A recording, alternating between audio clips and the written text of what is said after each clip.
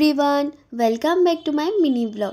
আজ ছিল আমার এক্সাম, তাই সকালে উঠে স্নান করে এসে দিয়ে দিই পুজো। আজ তো মঙ্গলবার, তাই তার সাথে আমি হনুমান চালিসাটাও পড়ে নিই। হনুমান চালিসা পড়া হয়ে যাওয়ার পর আমি কলেজের জন্য রেডি হয়ে যাই।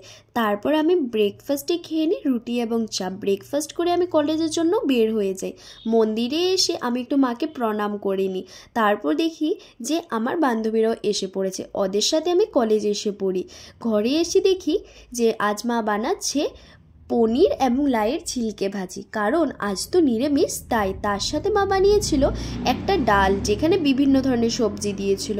বিকালে দেখি মাসি এবং ভাই আসে, তাই মা এনেছিল লালমোহন ও সিঙ্গারা। আমরা সবাই মিলে চা খেয়ে নিই। তারপর চা খাওয়া হয়ে যাওয়ার পর আমরা অল্প গেম খেলে নিই ভাইয়ের সাথে সবাই মিলে। বাস আজকে দিনটি আমার এভাবেই কেটেছে। তোমরা আজ কী কী করলে নিশ্চয়ই আমাকে কমেন্টে জানাবে।